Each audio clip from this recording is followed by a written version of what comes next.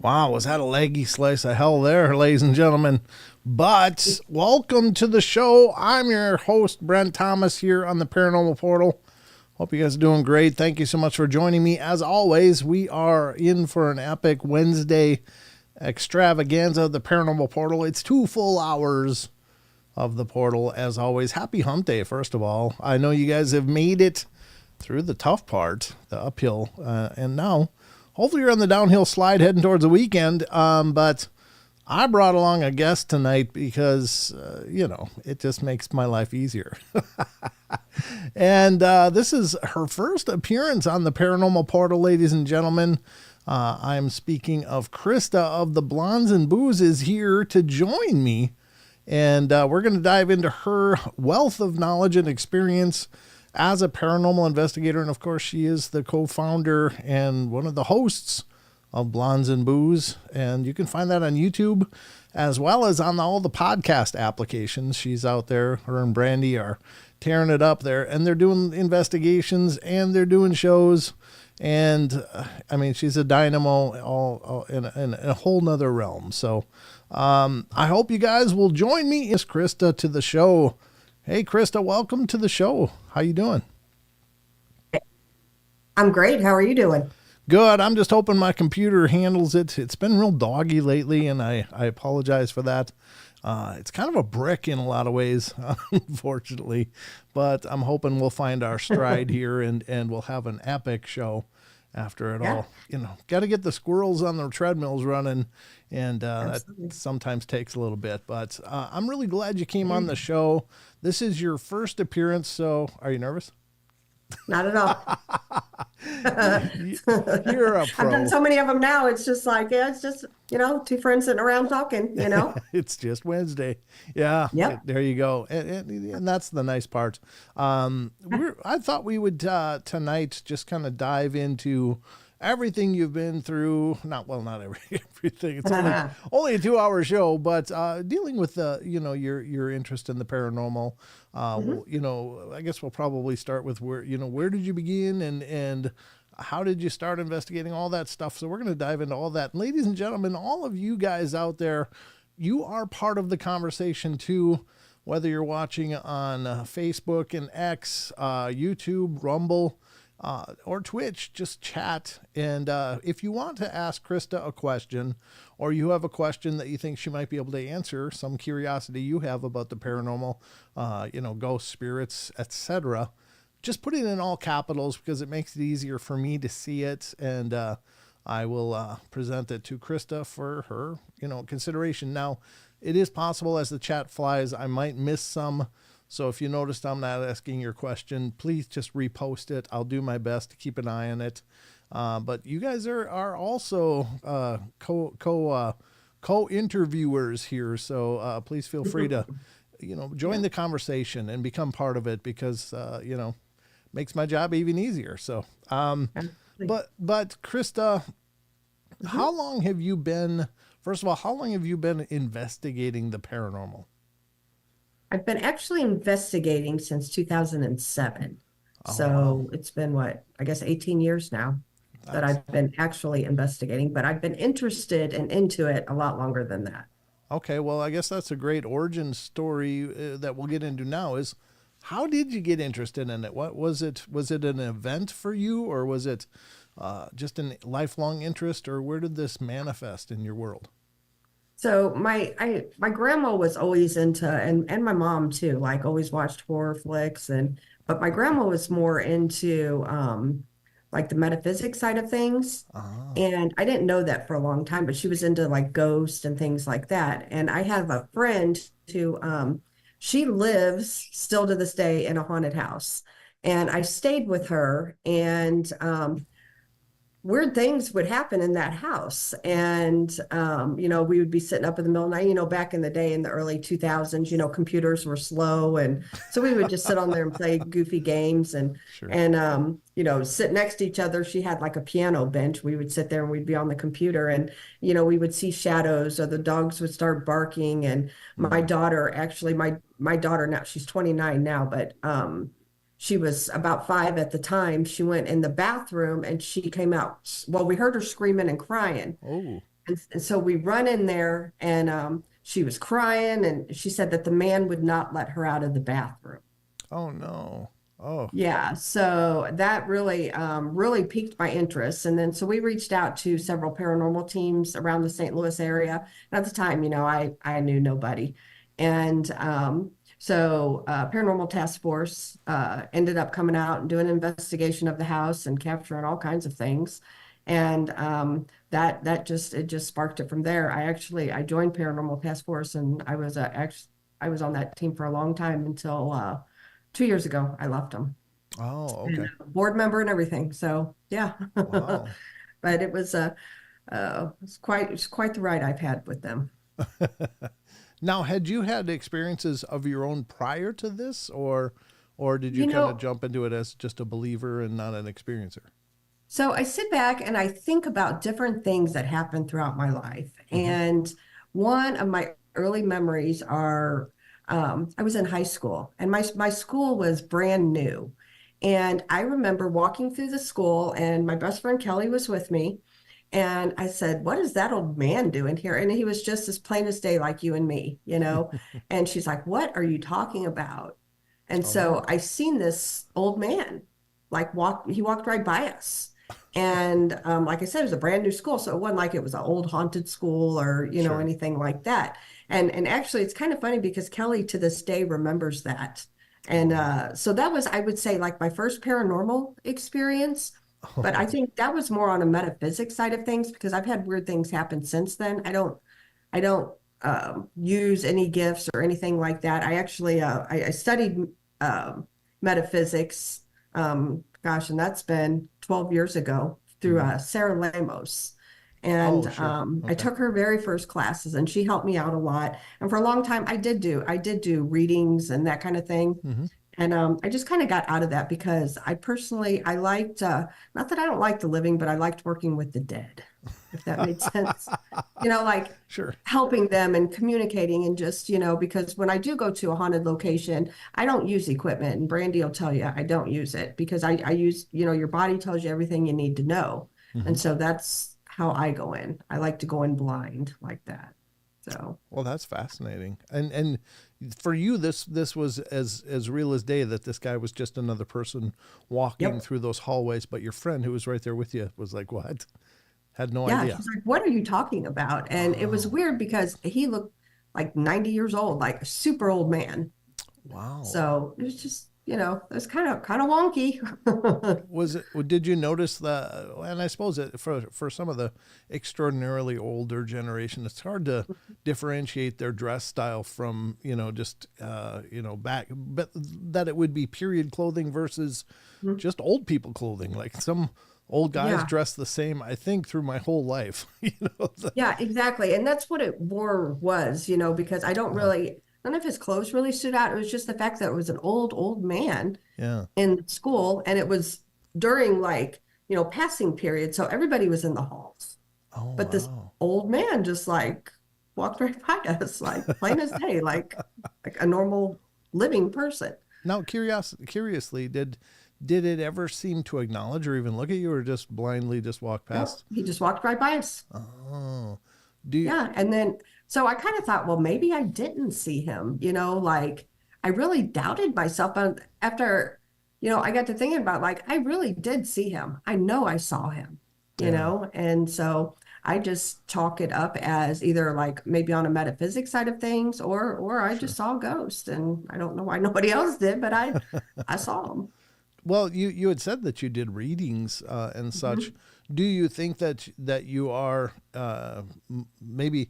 And I don't mean this like some people use it. Well, it's my gifts, but and I don't like that Yeah, term because I think that it's intrinsic to all people that we have right. these abilities. Just some people are more attuned to it than others. Do you Mhm. think Exactly. that you were just more attuned than your friend potentially, or I think so. I okay, do. I believe so. At the time, yes. And okay, I didn't really know that I was, yeah, because so like I found out later after my grandmother passed away. My grandma died in 2012. And actually that's really when like everything really hit me. Like I hmm, had an epiphany about like metaphysics and like everything changed for me. And it was her death that actually kind of really threw me into all of this Right. more so, in the on the metaphysics side of things. So Yeah. yeah, like my grandma would, she used to like, if I had a headache or something, she'd always come by and she would like, touch my head and things like that. Well, it was after she died that my cousins, they said that they would love spending summers with her because she would talk to them about,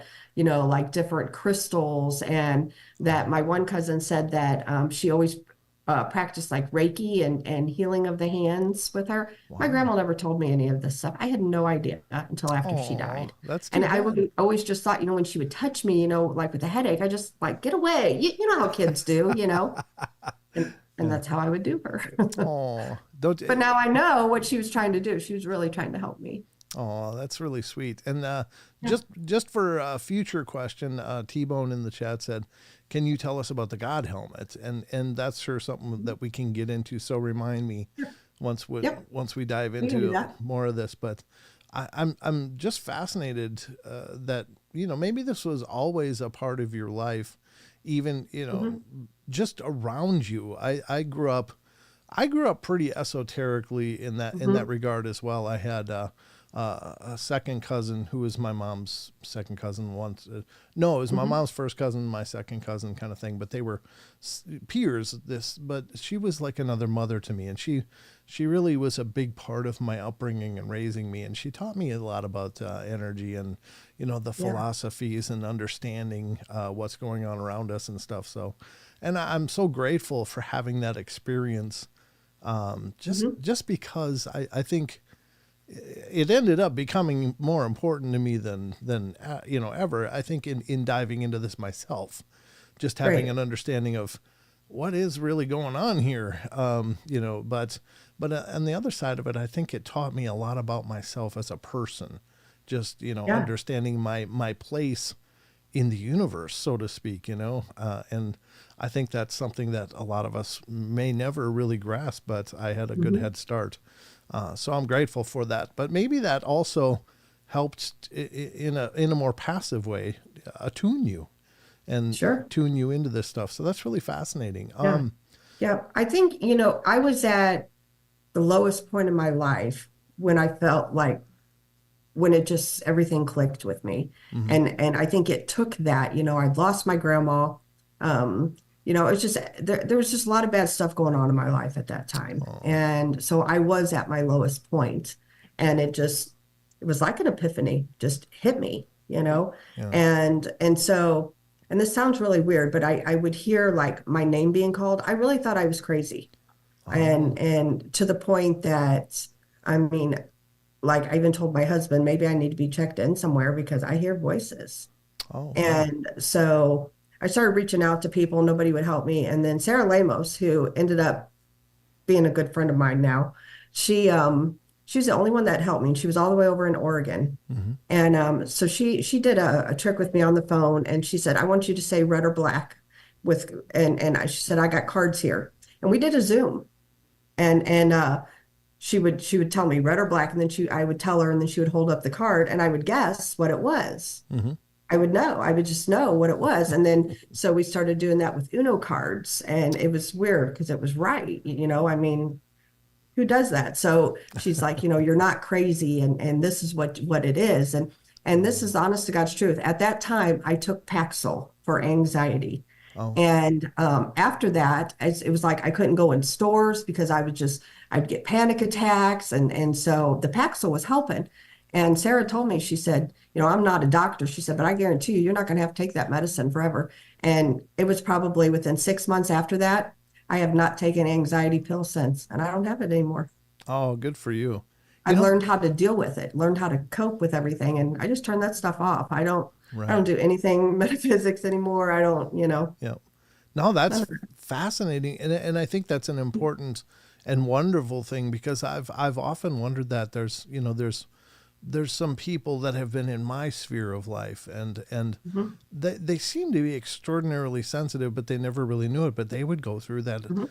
periods of just this profound anxiety and almost to becoming agoraphobic. They couldn't even hardly leave their home, and I was like, Mhm. are you sure this is yours? And maybe you're actually reacting to everyone else's junk around you. Right. And I started talking to them about shielding and protecting themselves and Hmm. stuff.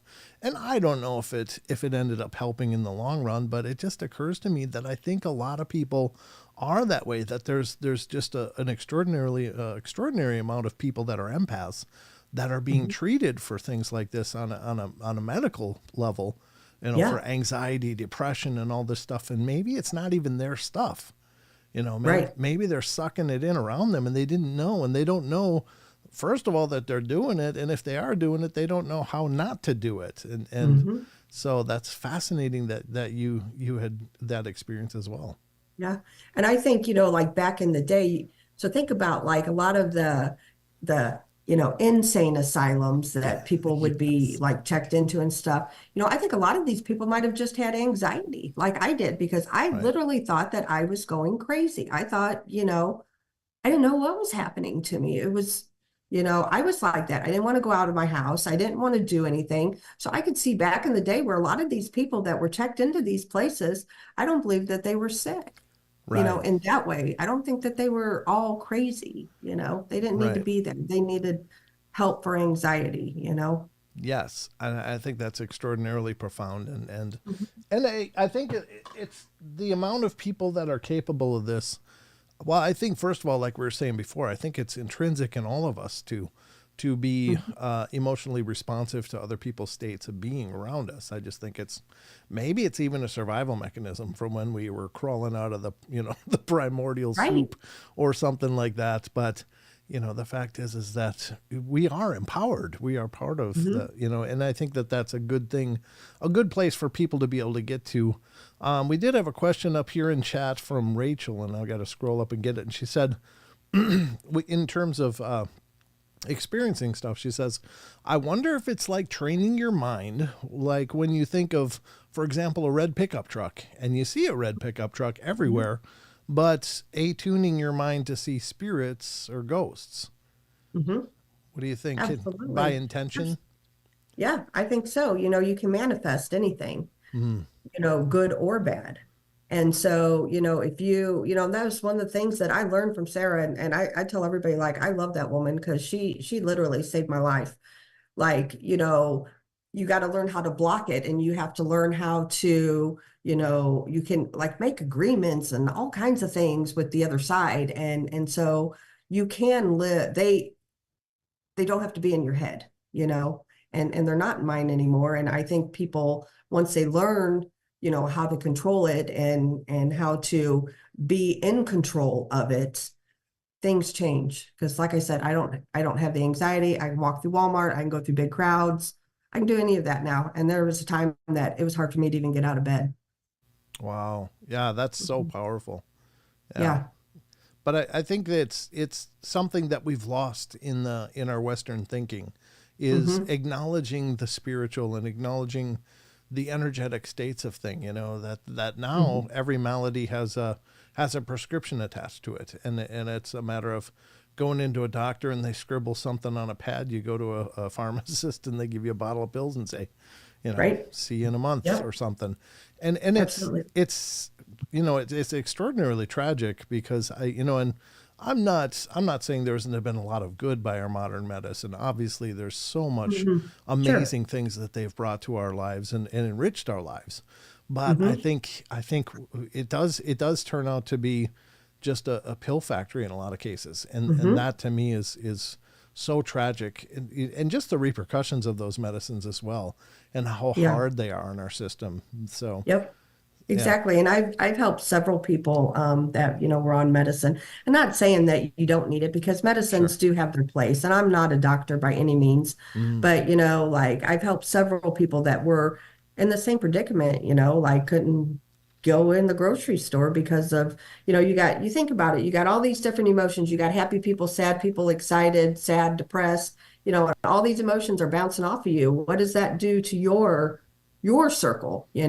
right. So, yeah, I've helped several, and if anybody wants some tips, I don't charge. I just tell them what worked for me, and it may or may not work for you. Yeah. But I'd be happy to reach out to me. Oh, I'd be very happy cool. to give people tips.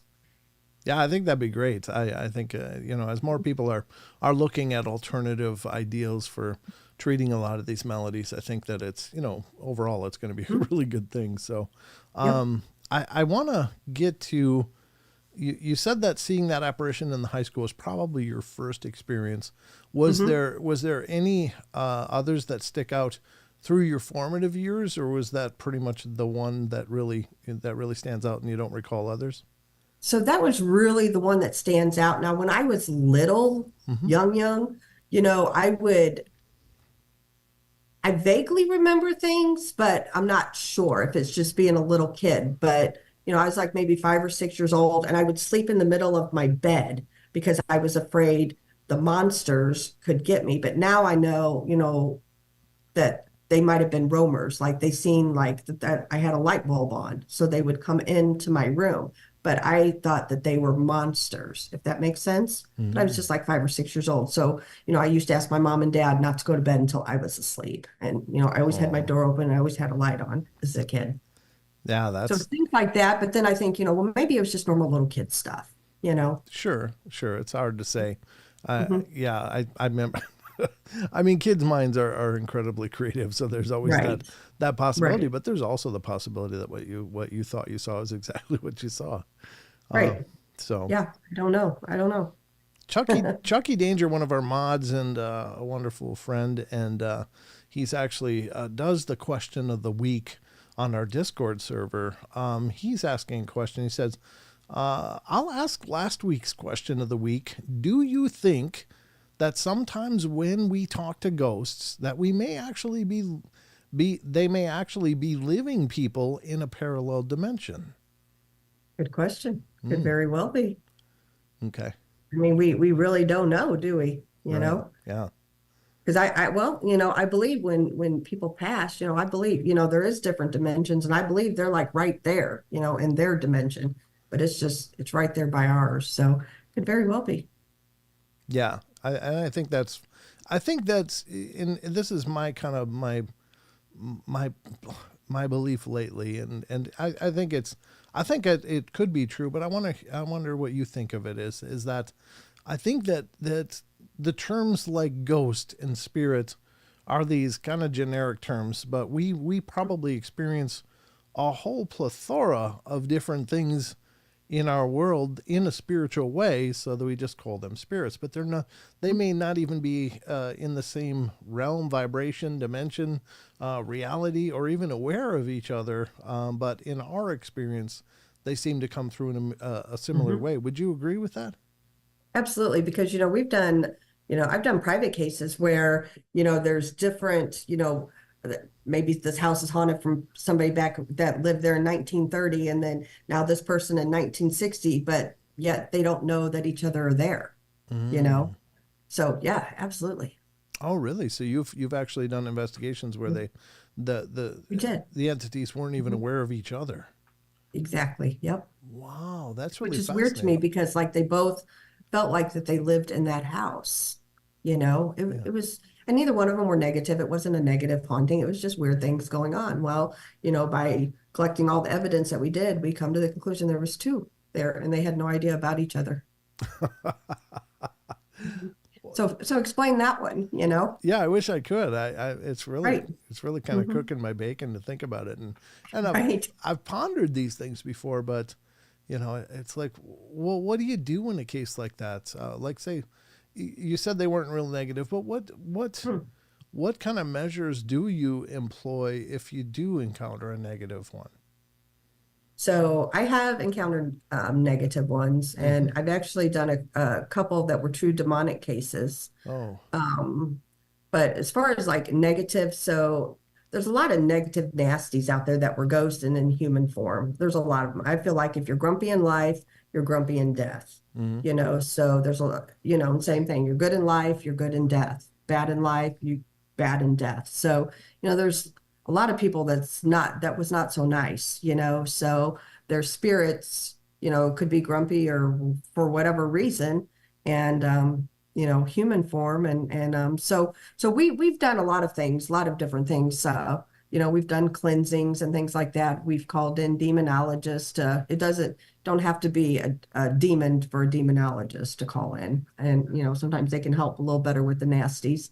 And, just things like that. And then a lot of most hauntings though are not negative. Most of them, people feel they are because, you feel like you're being invaded. That's your privacy, but Right. they're really not. And so you can make agreements. We've done that. Like, okay, so you got this corner in your basement. Can you please give Lulu Bell that corner in the basement? And so then you make an agreement. You have the client say, hey, Lulu Bell, you can have this part of the basement, but please, my kids are off limits, stay out of my bathroom, things like that. And believe it or not, a lot of times that works.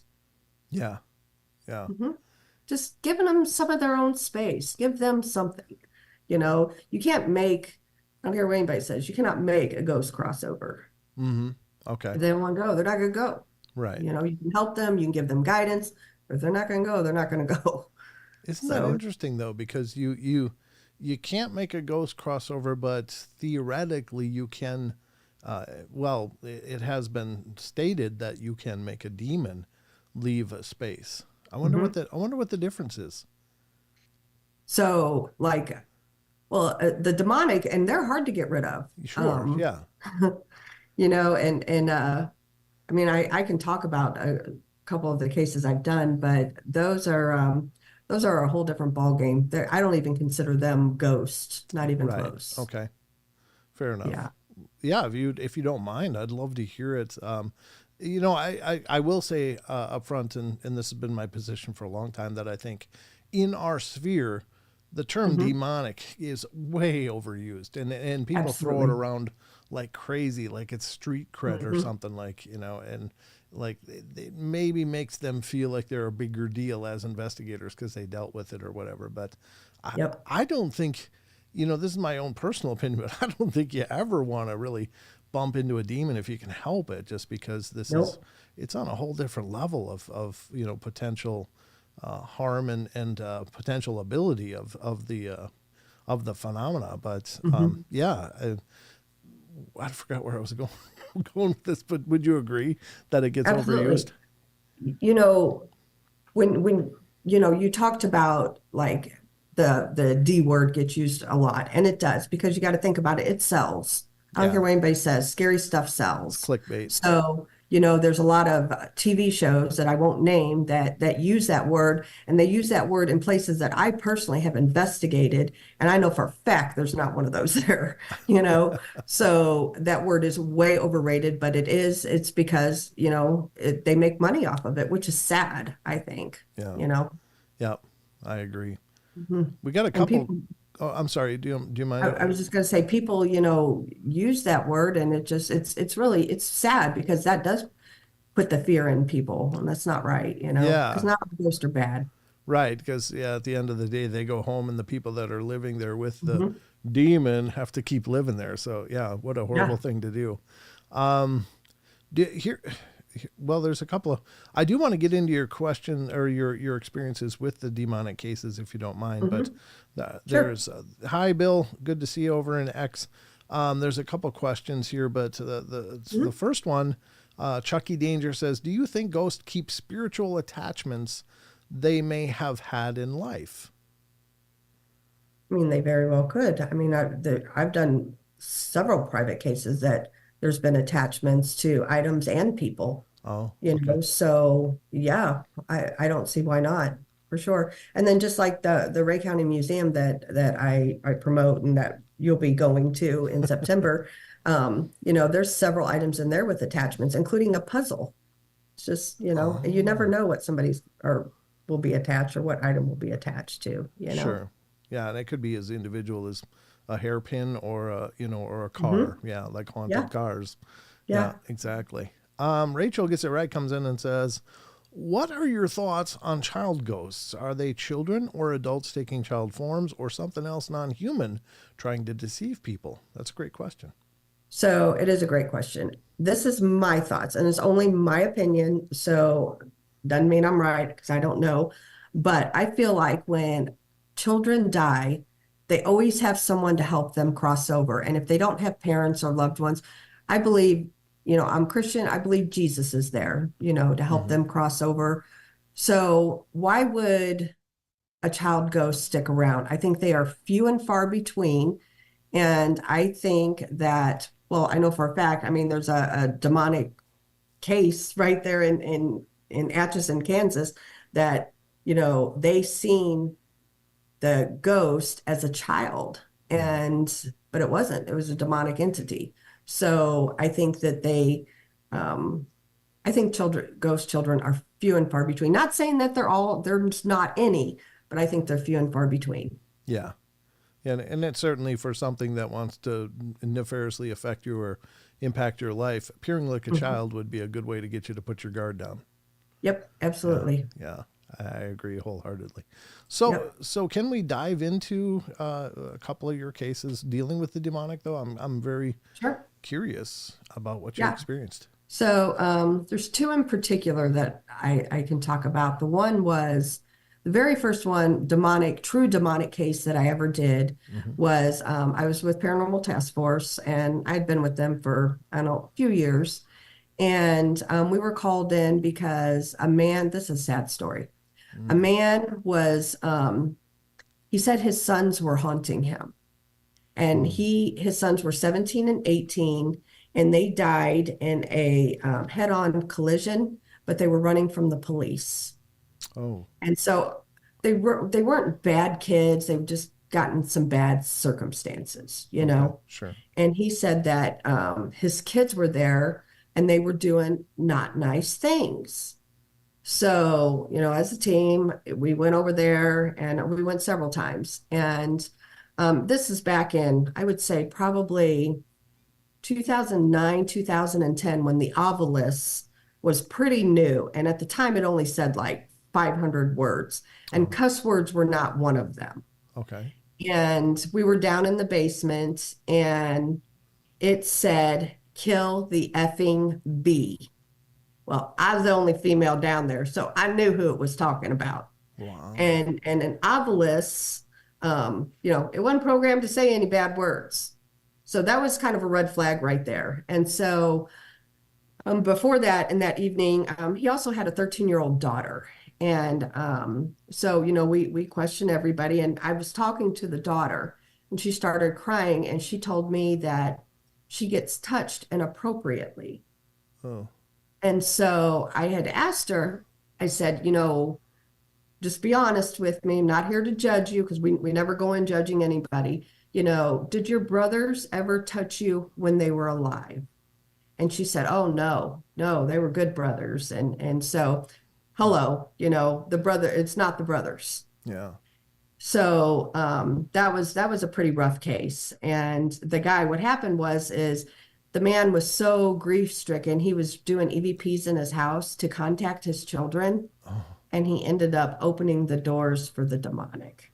oh no. Oh, Yeah, and that was just sad. And we ended up there was a demonologist here in Missouri named Carl Pfeiffer. He has since passed away, but Carl Pfeiffer came in and ended up doing a clearing and got rid of it. And last I heard, and it's been a while, it's probably been 10 years, but the man was doing well. He got his job back. I mean, he got to where he lost his job, he lost his car was repoed. It was awful. His wife left him. It was him and oh, his daughter, and it was just terrible. And he was getting his life back on track. But oh, good. that was my first taste of the true demonic. Wow. Yeah. And so had I known then what I know now, I never would have been a part of that case. Because once you open the door to the demonic, you're marked. Like they know you. They're patient. They Mm. will wait until you are at your lowest, Yeah. and that's when they can come in and attack. Right. So had I known that back then, I never would have done it. But since then, I've I'm really good friends with Tony Pickman, who made the Sally House famous, and I did a couple demonic cases with him and his wife, and another one was in Salina, Kansas. We went to it was outside of Salina, Kansas, actually, and it was a guy and a girl, and this is kind of weird. So we walked through the whole house, and people, they've heard me talk about this story, but it's pretty creepy. We walked through the whole house and nothing. Absolutely, we got nothing. There was nothing in that house. And so I smoked at the time. I was a smoker, and I went outside, and there was a shed that was in back, and my friend Kathy was with me, and we went back to the shed. We were just kind of drawn back there, Mm-hmm. and this force, I don't even know how to describe it, just came out of that shed and like pushed us like almost to the ground. We didn't go down, but Wow. by golly, we should have. Like something just boom. So Kathy went in and very calmly, let Tony know, listen, it's outside. We got it. And he has amazing abilities. I just can't explain his abilities. But um he ended up okay. So we told him he come outside, and I was like, listen, it's out here. I'm telling you. He's like, okay, well, we need to get rid of it. So, and he told Kathy and I, he said, I'm picking up something about the BTK killer. Oh, I'm dear like, God. oh, I don't know what you're talking about because BTK killer's still alive, so I don't know why you'd be picking up anything about the BTK killer. Never thought nothing about it. So we go back inside and come to find out, um, it was a man and a wife, and the wife, when we brought up the BTK killer, she broke down and said that she was one of the surviving victims of the BTK killer. She had been a prostitute in Wichita, Kansas, Oh like my years God. and years prior, Oh my which was, God. yeah. And then the guy, he was a big old boy, and he had done 25 years for murder. He hadn't been out of prison very long. He was part of that M13 gang. Oh, okay. Yeah. So it's like, but you wouldn't know. I mean, they were trying to change their ways, and just they really truly weren't. I wasn't there to judge anybody. That's one Right. thing. We didn't Yeah. go in and judge anybody about their past. So anyway, so what we sat Tony sat down with her, and we ended up doing a full, I guess, exorcism on her. And we literally, and Kathy as my witness, she's the one that runs the Ray County Museum. She was there with me. We watched invisible razor blades slash Tony's head, his arms. Blood started seeping through his shirt from doing this exorcism on this lady. And Wow. I swear to God, it's honest to God's truth. And I've got pictures on my phone. I can show you pictures of like how he gets jacked up. But we ended up, and then everything came down. It was calm. And ended up their house was real dank and dark. And so we had her, like open up your windows and let sunlight in and things like that. Well, she went on to what is that show that you try out to sing? Like America's Got Talent or American Idol. American okay, Idol. American She Idol. tried out for American Idol, Uh-huh. and she didn't make it. However, she tried out, and so like her life had changed. Like they were Mm. great, and Yeah. she ended up repairing her relationship with her children. And so, I Oh, mean, it was like a good end to that story, yeah. so those are the kind of cases that, like as far as like how the demonic got there. So you look at like her past, who she was, she was a prostitute. And then him, he had murdered somebody. So the two of them, they were just, an accident waiting to happen. They were Right. toxic, Yeah. toxic to each other even at that time. Mm. So anyway, but they ended up doing well. So Oh, that's really cool. That's a neat success story, and that's what you yeah, hope for. yeah, The thing with the demonic, I think, also is the fact that sometimes, and maybe it's by some trigger or whatever, but or some hmm crack that was left unfixed, but they can work their way in, or maybe they do sit there and just wait and watch and wait and watch because I think hmm they have nothing but time. And yep, time is irrelevant to them. They'll just sit and wait a decade for something to go wrong, and then it's like boom, like yeah, pouncing like a tiger, and it's absolutely terrifying. And yep. wow, You just it takes nothing to invite them in. And Yeah. once you invite them in, then, I mean, that's it. That's all they need. A lot of times they'll, one case that I know of, Jeremy Leonard, the Cajun demonologist, I studied demonology under him. Hmm. And his very first demonic case was a lady, it started out as a haunting, and it started going after her children. They physically can't hurt children, but they can kind of torture them and scare them in a way Yeah. that will make the parent, leave my kids alone, come after me. And that's exactly what she did. Well, they're out. And that's why it used her children to get to her, and it worked. Oh man. Hmm. Yikes. Yeah. Yeah. I mean, there's nothing off the table when you're speaking of the really dark stuff. And that's why I always cringe when people talk about, or glamorize the whole demonic thing. And it's like, Yep. you just, And even ghost hunting, people don't realize. I cannot tell you how many private or public investigations I have gone on, and people will say, can you say someone's name in this room? No, don't do that. Don't include me in on that, because you know what? yeah. You're opening yourself up and everybody else in that room to something that could possibly be negative in that room. Or Yeah. people will say, oh, can you touch my arm? Oh, You're inviting them. right. Stop. How, And I always tell people, no, no, no, no, don't do that. This is how we do it. you know. how about the old use my energy thing? Yeah. Oh, heck no. No, no, no, no, no.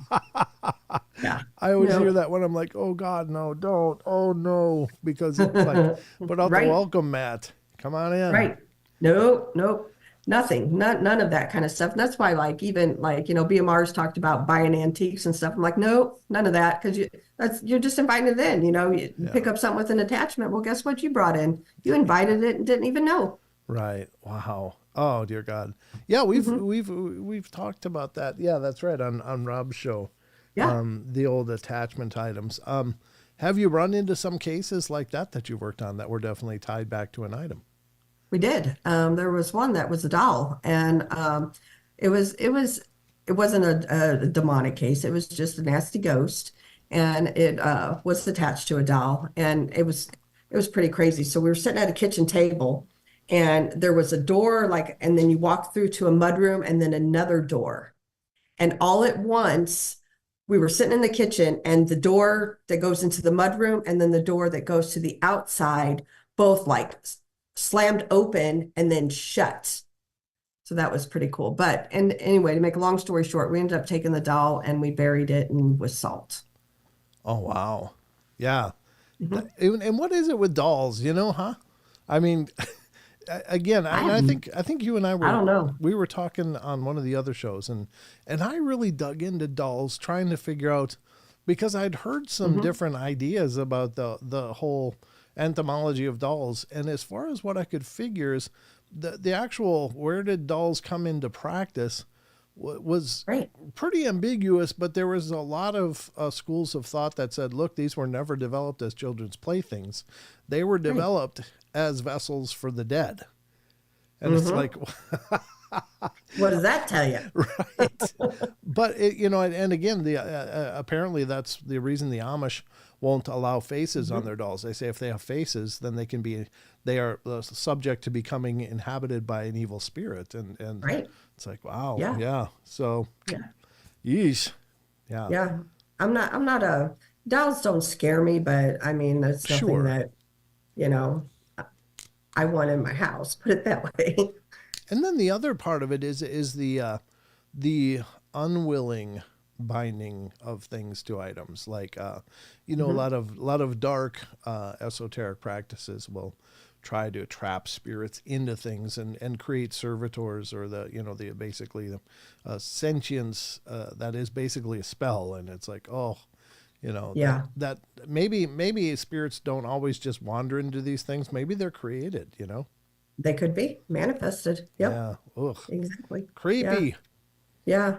And there's another attachment story I can tell you real quick. And there was a chair that was at the Ray County Museum, and it had a negative attachment to it. And it was the chair actually came from the county courthouse there. Oh. And the chair, or I won't say the chair, it's the man that was attached to the chair. Like he went after several people, he scratched several people, Oh, and ended up that some fellow friends, they live on a farm out in the middle of nowhere, a couple hundred acres, and he's got grain silos that are no longer in use. So he took the chair, and the chair is in one of his grain silos. So he'll go out every now and then, and take a couple pieces of equipment out there, and he'll do sessions with the chair. oh But the wow. chair's out of the museum now. Yeah. It started turning negative. So that chair had to go. Is he still getting evidence from Oh, that? yeah. Oh, yeah. Yeah. Chair's still pretty active, but that chair is no longer in that museum. So that's all that counts. Yeah, that's creepy. Yeah. Is there a specific history to the chair itself? The only thing that we've had more than one person come through that museum, and they said that it was somebody who did not nice things to children Oh, okay. attached to that chair. Oh, that So could do it. Yeah, that could do it. yeah. So Uh, the chair's out of the museum now. So yeah. Mhm. Okay, so Eric Fry's coming in with a question. Can't intelligent spirits just bond on their own, or do they need assistance? That's I'm a not, good question. I don't know. I really don't know. I mean, I don't know why they couldn't. You know what I'm saying? yeah. Hmm. Yeah, I don't know either. That's that, and I'm not really sure what you mean by bonding. I But think he means by attaching. oh, okay, okay. Yeah. Yeah, So I think so. Yeah. yeah, I think it could go both ways. I think somebody could curse something and bring something to it, and Hmm. or somebody can pass away and be attached to something, and Yeah, go to that for some reason. and linger at least. What do you think of the idea that sometimes these spirits are, or these hauntings are not, maybe not full, um, fully robust presences, but maybe they're fragments of people. I don't know. I got this theory that maybe I don't know if it's worth getting into, but I'm sincerely curious of your take on this because I come up with a lot of ideas on my own, and I don't know if they make sense or not, but it just occurs to me that, by virtue of us being alive, we are imbued with the light of the divine. Hmm. And by virtue of us having that light of the divine, that when our time is up, then that divine light returns. And depending on how you live your life, you can expand that divine light into all of you, or it can just be a nugget inside of you, and then there's all this other crap that is, that maybe how you live your life, or if Hmm. you're what kind of person you are, that you're not aligned with that divinity.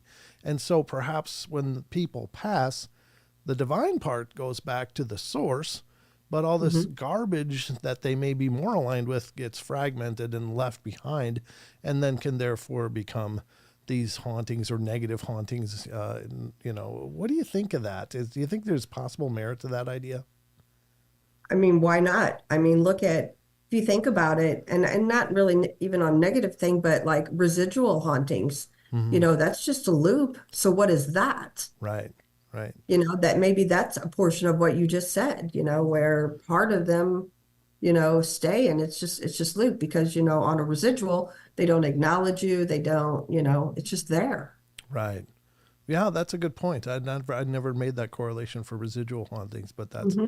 because I always just considered the residual hauntings just these imprints of, because I think we're always radiating our energy to everything around us, Hmm. and by virtue of doing repetitive things, then perhaps when I go away, someday somebody's going to be living in this house and seeing this guy sitting over a desk for about 18 hours every day. Right. So hope they don't mind if I stick around, but but I I think hear about you. that. But that's a great point that it could just be Hmm. these maybe not quite self-aware fragments that are left behind, just Right. doing some action that was a part of that person's life. That's a Hmm. good take. Yeah, Okay. and it just keeps repeating itself. Or, I've known of hauntings that only happen, maybe a certain time of the year or a certain day of the Hmm. year. Why is that? Kind of maybe the same thing what you were just saying. That's a great point and something to dive into as well, because I lived in an old Victorian house that I owned back in the day, and it was built in 1894, and it was owned by a couple spinsters back then, and you know, eventually changed hands several times. But Hmm. this house was active, but it wasn't active all the time. It was Right. active in certain periods of the year more than others, and you always felt like someone was with you, like you weren't ever really alone. But it was a Hmm. very peaceful place for me. Not everybody else felt that when they came into my home. It didn't like my cousin at all, who was like a brother to me, growing Hmm. up, and even now we're like brothers. But every time he came over, it didn't, didn't seem to like him at all. Hmm. It would vibrate his bed and stuff. And at one point, we were wrestling around back when we were in my 30s or 20s or something like that. He came to visit me, and we were wrestling around in this house, and I think we got a little rough, and the next time he went downstairs, we'd been going up and down the stairs all day, doing laundry and stuff, and barefoot. It was Hmm. the summertime, but suddenly there was, like, you know, those utility knives, those razor knives that kind of break off. They got Yep.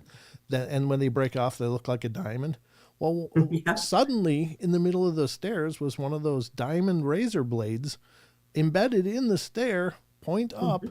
and he stepped on it and went all the way to the bone of his heel. I had to pull it out of his foot, but I know I had one of those razor knives, but it was in a cupboard down in this dungeon basement of mine that I never went into. And I was Hmm. like, how did that get there? You know, and I think it was the spirit of that house just going, hey, you're being a little rough. Right. And that something there was protecting you. Yes, exactly. And he didn't like staying there after that at I all. can't blame them. So that was a very, very interesting experience, but it was more apparent to me certain times of the year. And do you think that there's a natural biorhythm to some of this stuff that maybe they can't be active all the time? I do. I definitely do. We did a investigation of a daycare, and it was only like the month of May for like the last 7 years that had any activity, and it was always May. And Oh, so, what was the meaning of that? That was weird. We never did figure that one out, but it wasn't nothing negative, and it never hurt any children. It never presented itself to children. So, mm, as far as I know, it's still there. But wow. yeah, yeah, I don't know. We never did figure out why the month of May. That was it. So, paranormal triage, which is a new name to me, is this: I'm in EMS and I've had experiences with deceased patients. Oof. I Hmm. would love to hear your stories sometime, paranormal Yeah. triage. That sounds like it'd be fascinating to dive into. Hmm. But there are those hot spots too, Krista, right? Like, what is it with hospitals? Of course, asylums, Hmm. prisons. There's these certain locations seem to be these superstorms for this kind of activity. What do you make of that? I absolutely believe that, especially like, hospitals and these prisons, all these places you just named, they're sad places. Yeah. There's nothing happy about those places. So it could very well, to me, a lot of those places do bring in the negative stuff because of that, of the negative feelings that's there. Same thing with cemeteries. People have heard me say, I don't believe there's good ghosts in cemeteries. I just don't, because when someone passes, they're not going to hang around where their body is. They're going to move on, and there's Oh, nothing good about a cemetery. So I think a lot of these places, I think it's just the negative feelings that happen there. It's a beacon for the negative stuff. I'm not saying demonic all the time, but I feel like, even like negative ghosts, hmm. are alarmed, like, hey, I'm going to go there, because I don't know, the energy or something it's calling it. Yeah, I wonder about that too, I've thought about that. What is it about the negative things that are attracted to the negative energies and stuff? I mean, it's all speculative, but that certainly does seem to be the case. I've never really thought about that, about cemeteries not being Hmm. inhabited, but because I always wondered if perhaps there was still some sort of maybe residual energy, spiritual energy still attached to the bodies which are buried Hmm. there, or if there's maybe some attraction of the formerly living spirit to their body, that they would sometimes be there and not there. I don't, but that's interesting. Huh. Mm-hmm. Great Yeah. point. Because you're right, they are sad places. That's where people had to bid farewell to their loved ones, or people that Right. meant the world to them, and so Yeah. the ground is literally littered in tears. Mm-hmm. And same, with prisons, what is good about a prison? Yeah, well, it's good for the You rest of know? us, but So that, to me, that opens the door for negative type stuff. And even a lot of these asylums and things like that, that a lot of awful things went on in those places. So, yeah, it's like a beacon for negative stuff. yeah, and I think it's important what you've said. It's not necessarily demons, but there Hmm. are other entities or energies which seem to thrive on that aren't demonic by definition, but they would be something Hmm. maybe lower vibrational, or how would you? I would just call them, so in my world, how I was taught, it's either one or the other, either human entity or demonic. A human Mm. entity, they walk this earth. The demonic have never walked this earth. So, um, I just believe there are nasty human entities out there that aren't demonic. And I think a lot of these nasty human entities, are like these prisons and things like that where people get scratched or whatever, pushed or, it's human spirits. It's not always the D word. Ah, okay. But there's certainly human spirits could be very dark and very twisted, and Absolutely. yeah. Oh yeah. I've been choked twice by two different nasty human spirits in two different locations. Oh, really? Hmm.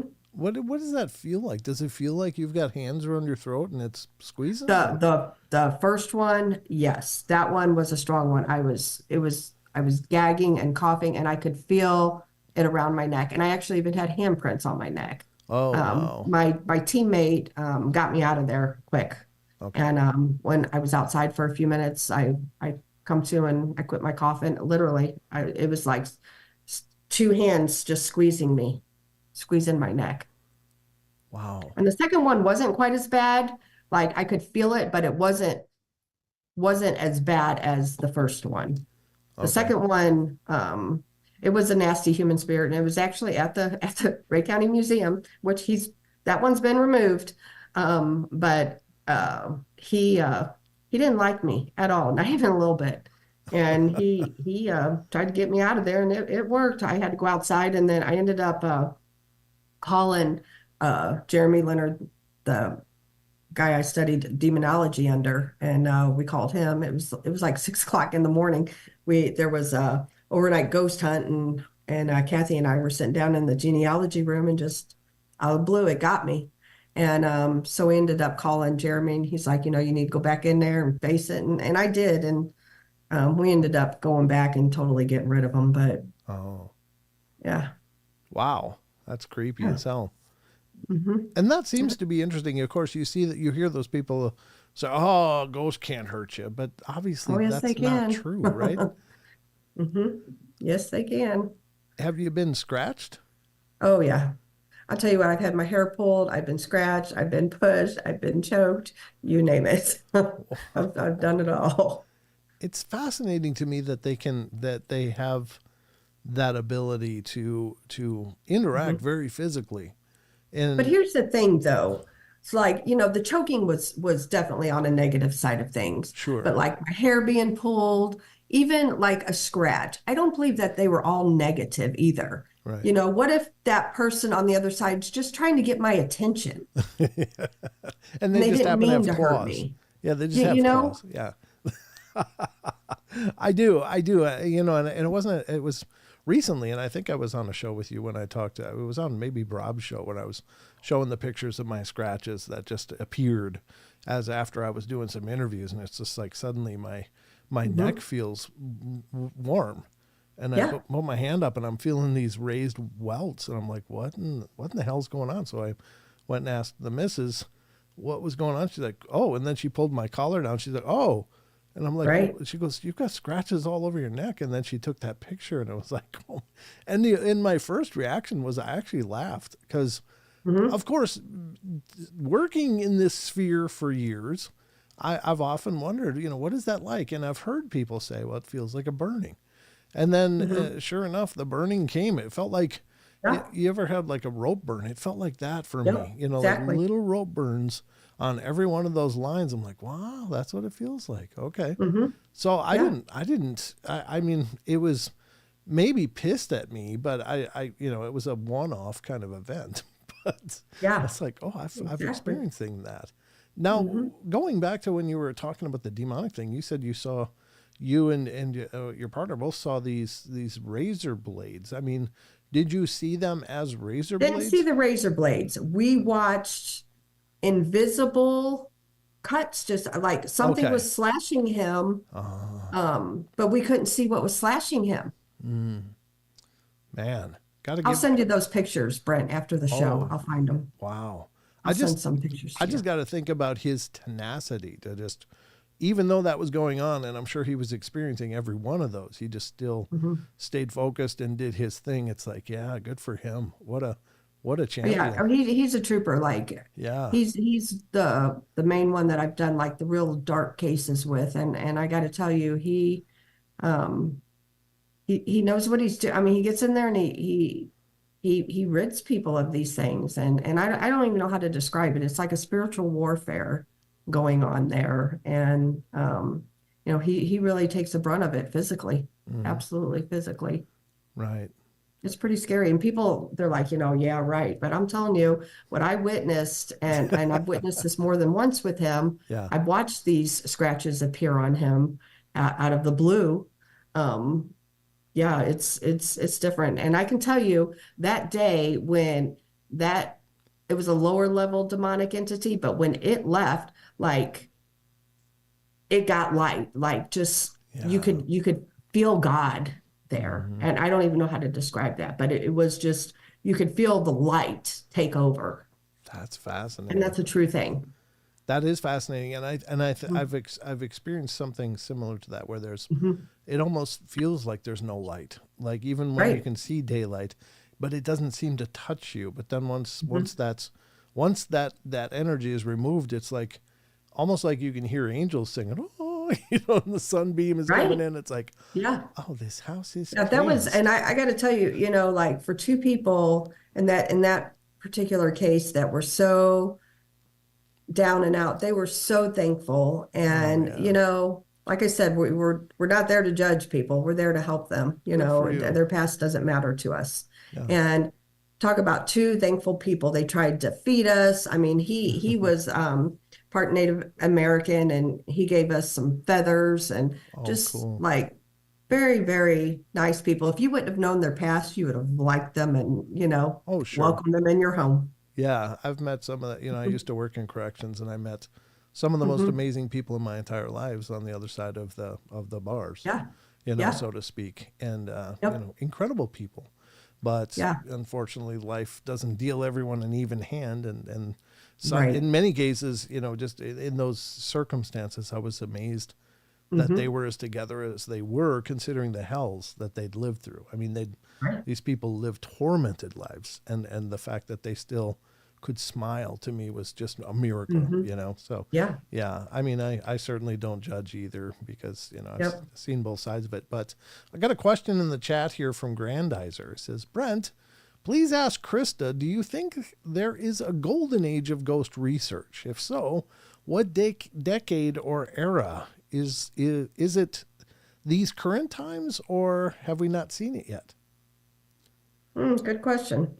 I don't know. I think, I hate to say it this way, but the paranormal, anything paranormal sells. So Yeah. I think we're in it now. Because back in the day, like with the original OGs, like Ed and Lorraine Warren way back when, and back in the 70s and 80s, I mean, you had the horror flicks, but it wasn't talked about like it is now. Right. So, my opinion, I think we're in it now.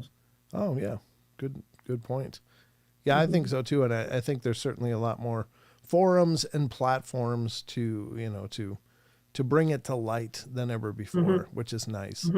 For sure. Because you're right, that wasn't the case forever. It was like you might catch In Search of on TV or something, but Right. that was Right.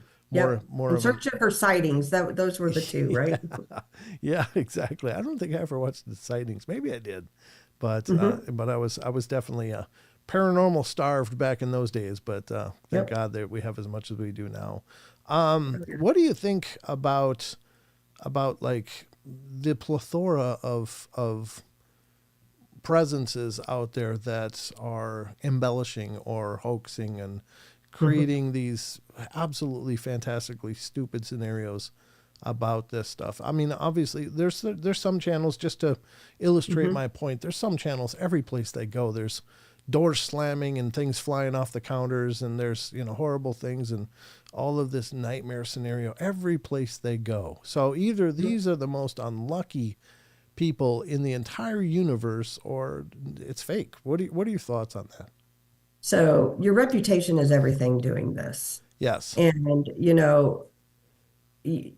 people don't have to fake evidence to, be known or whatever, but people also have to understand, like these TV shows, when we do investigations, we're sitting in dark rooms getting absolutely nothing. There's nothing happening, and so the TV shows don't show that. So I agree. They embellish a lot. Yeah. And it's all for the money, it sells, unfortunately. And it goes back to like the demonic, anything demonic, it sells because people get scared. They like to be scared. And so, like I said, your reputation is everything. And I know, like, for instance, the Kling brothers, they're good friends of mine and Brandy's, and they did Ghost Lab years ago. And the reason Ghost Lab is not on anymore because the TV channel wanted them to start exaggerating things on the show. And they're like, no way, this is our reputation. We don't do that. And so that's why Ghost Lab is no longer.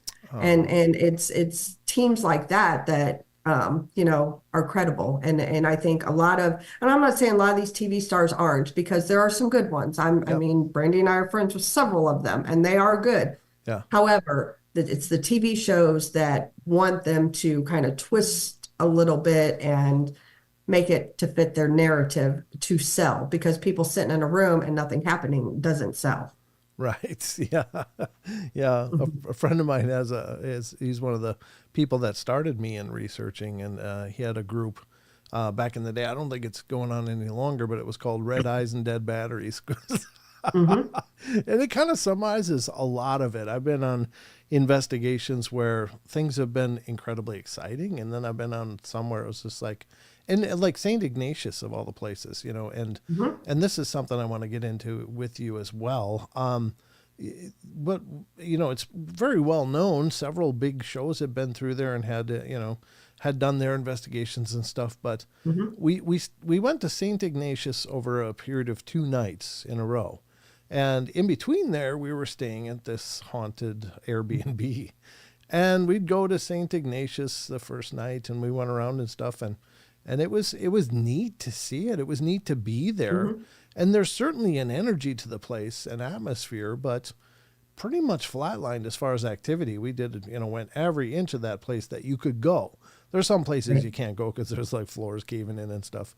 But they're working on that, which is really cool. But then we go back to the Airbnb, and while we didn't have incredibly direct things happening to us, we knew there was a reputation for it to be haunted, so we set up the equipment there, and my God, it was off the charts. It was just like, oh my God, there's got to be a portal here, because like I had a proximity and a REM pod set up, and they both wouldn't stop screaming, and it was only one direction, and then when I flipped them around, it was on the other side, screaming on that direction. It's like, oh my God.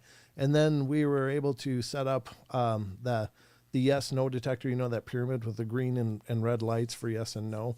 I set that out on the floor, and I was recording it and getting responses like on cue. And then Charles went and got a structured light camera, and he walked through the whole house, and then he walked in there and sat down, and he mapped a figure there interacting with that yes no detector, the stick figure, like it That's was cool. reaching out every time we got a response. I'm like, oh my God, this is incredible. But then that Hmm. night, go back to St. Ignatius, and it was like crickets, you know. Yeah, But now that's the thing. here's what. Yeah, that's the thing about the paranormal. You just never know, you know? Fair enough. Now, what I wanted to ask you though will be, do you think that by virtue of popular places like that that Mhm. host weekly several teams coming through for them almost the entire year, Mhm. do you think that the activity maybe dies down, and maybe it's not that the spirits aren't there, but they're just less interested because it's like, oh, Mhm. here they come again, geez, Yep. what is your thoughts on that? I definitely believe a place can be over investigated, Yeah. you know, and that happens. I mean, I've seen that happen a lot of places. However, just because it's not active tonight could be off the charts tomorrow. Yeah. You just never know. I mean, that the paranormal is so unpredictable. I can say, this is what's happened to me here. That doesn't mean that it's going to happen tonight, Right. and yeah. Fair enough. But I definitely think that they can be overly haunted or overly hunted, ghost hunted, because Yeah. these people lay out all this equipment and then they ask the same dumb questions that Yeah. these ghosts have been asked a gazillion times, well, I would get bored with it too. Sure. Yeah. Yeah. No, I think there's got to be merit to that as well. So I think Hmm. that's happy birthday, Aussie Tiger. Good to see that. Yep. Happy Just birthday. I saw that pop up in chat quick. Thought I'd acknowledge that. And by the way, thank you, T-Bone. I saw that you gifted some memberships. Thank you, brother. I really Bone's appreciate the that. best. He is. He's just spreading love everywhere Mhm. he goes. That guy. Yep, he does. Amazing guy. But it's great to see all you guys. I do see you out there. If you have questions that you want to ask Krista, please just capitalize them in all caps. And I can't say I'm going to see every one of them, but I'm going to try to see as many as I can as we're talking. You guys are a part of this interview. There was something else I was going to ask you, but now it's gone. Shoot. I just got sidetracked by that quick because, these guys are out here having this robust discussions in the chats, and they Hmm. really are amazing. And I see several names that I've seen over on, Rob's show and everything. Oh yeah. I, Yeah. And several, have been in our chat. There was one question here. Let me see if I can find it here on my phone. I think it was from Maggie. oh, okay. Let me go back and see. Hold Sure. on. I'm on my phone, so I gotta. Okay, yeah. Maggie says, what do you think the ultimate gain of dark demonic entities is? What do they get from what they do? Mm, I personally believe that they want your soul, ultimately, is what I believe. So that's creepy, short isn't answer, it? but yeah, that's what I believe, that, they're after your soul. They don't want you to believe in heaven or anything good, or, Jesus or anything like that. They want you, They you want know. to corrupt. Yeah. They want to destroy. Yeah, Hmm. I would agree with that. Not that I'm any expert by any measure, but certainly. Me either. I'm not an expert either. It's just experience. Yeah. Yeah, I don't, I've certainly experienced a dark presence in my own life, and was it demonic? I don't know. It was certainly a Mhm. hell of a thing that it took me a lot of years to get through. But I don't understand those people that go out looking for that kind of stuff, because again, I just Mhm. don't think you want to find that. No. And And that's my thing. yeah. I've said this many times on my shows, and that's where Brandy and I differ. Brandy, she goes to all these big places, and she, goes with some friends of ours, and they go all over. I mean, she's been to The Conjuring, she's been all over the place. I personally have no interest in doing that. If it's to help somebody, a private case, I'm there, 110%. I'm there to help you. Or if it's to raise money for a haunted location, because I'm big on history. Without our history, our it's gone. Without these places, they need historic preservation. So Yeah. if I can go and help that way, I'm there. I will do it. But just to go to, pay $1,000 to go ghost hunt the Conjuring house, or I don't know if that's how much it costs, but I'm just throwing out numbers. But that's just not my thing. Yeah. No, I hear you. There's a question in the chat here from Grandizer. Said, "Is there a dwelling you refuse to investigate, no matter if one were to fund you to do so?" Um, like I said, there's several places that I won't go to. One is the Sally House, and I mentioned Tony Pickman. Yeah. Like he survived that house, him and his wife, and he told me many years ago, don't even drive by that house. Like it is nasty, nasty house. And a girl, actually a high school girl, just looked in the window, and he had to go do an exorcism on her. Like that's all it took for that house. So I have no desire. I've been by there, but I never investigated there, and I have no desire to go there. Another house is that I have no desire to go investigate, and that's the Villisca Axe murder house. Like that's all negative, and I do believe there is a demonic entity there. I've talked with Johnny Hauser, and I believe that wholeheartedly. So why would I want to go and interact with something like that? You know, what good does it do? Right. They don't want it gone. There's nobody that lives there. So I have no use doing anything like that. If I can't help you or help the location, I don't want no part of it. What is the background of the Sally House, by the way? I mean, was it ever traced back to? So yeah, it was all Native American land, but it is right on the Missouri River. And years ago, they say it was a doctor's house, and it's never been proven. That's the thing; it's never been proven. Okay. So there was a lady whose daughter was in a lot of pain. So she run to the doctor's house, knocked on the door. He let her in. Well, the doctor diagnosed her with appendicitis. And so she needed surgery then. However, he didn't have the right things to numb the pain. And so this poor child was so in a lot of pain, Yeah. So she ended up passing away in the house. And so that's kind of the story with the Sally House, where it got the name. However, there is no little girl named Sally in that house. I guarantee it 110%. Okay. It is truly a demonic house. Some people go in that house and nothing happens. And then I know of people that go in that house and driving home and they have a car accident. I mean, that house is powerful. Wow.